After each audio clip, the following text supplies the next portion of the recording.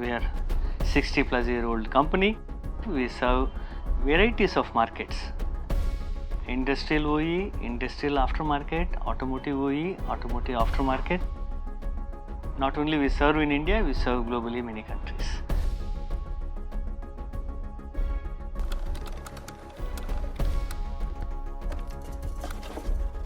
OE in India is still not predictable.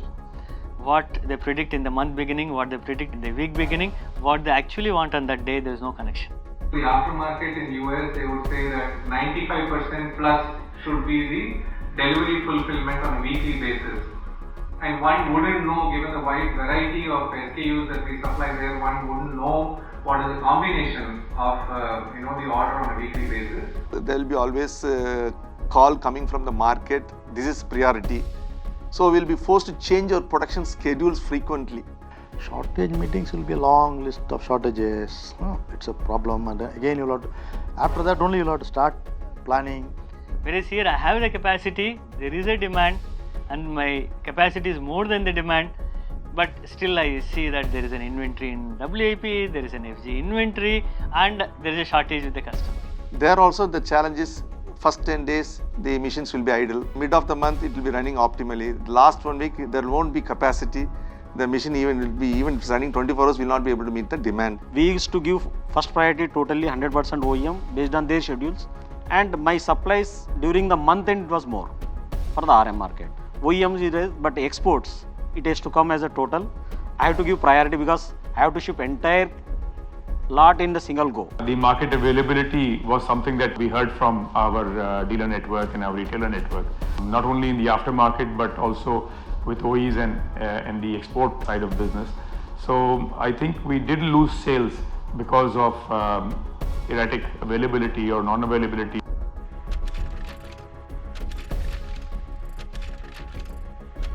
Before this plant was only going with the numbers what they have to produce in terms of value and in terms of quantity. Earlier, because I used to produce based on my capacity, customer want a different product but which is not available. That I used to keep the inventory, I used to wait for the when to order comes and all. Or month end based on the target achievement, we used to push that.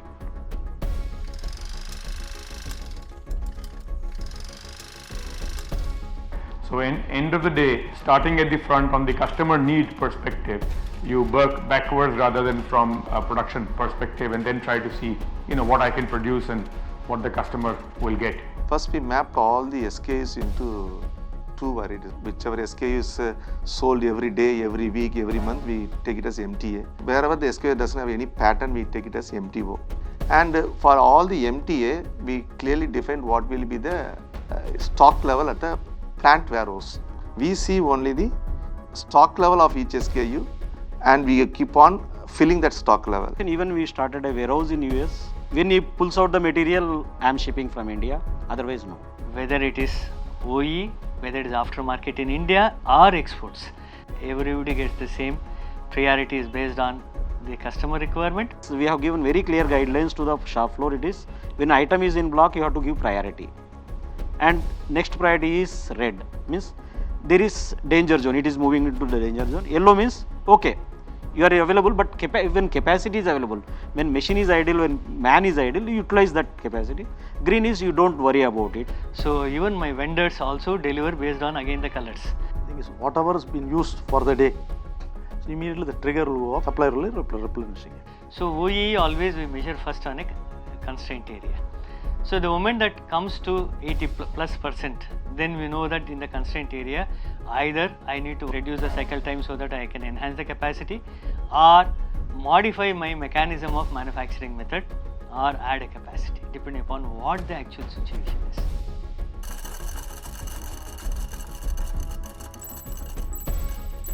We started OEE to be monitored.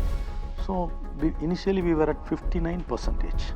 From 59%, we have gone up to 80%. And in the exports, there my lead time from 60 days to 28 days. We see a stable WAP and it has come down. The huge inventories are non-moving, slow-moving, they are not there at all.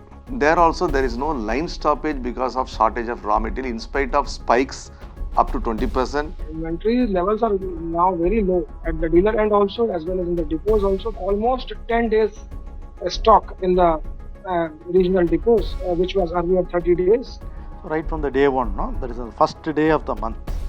You will see the uniform, not only production, the dispatch is also happening in the uniform way. See, our rejections were as high as 7.2%, very high. Today we are at 3.7, right? It's almost half. Availability has improved much more than 90%, it's close to 95% now. Initially we were hardly selling 1 lakh per month, whereas today we are selling it more than 6 to 7 lakhs per month. And also sale and active number of retailers also increased to 30-35%, and secondary sales going up by 50%. The customers increasing their relationship with JK Fenner, leading to improvement in sales. Hence my vendor ratings are fantastic. Whether even with a customer like Maruti, there they go by ranking. My ranking is number 1. So we have been growing continuously, except for the year that we will end up now because of the market conditions. Otherwise, still last year consistently we have grown in all the markets that we have been servicing.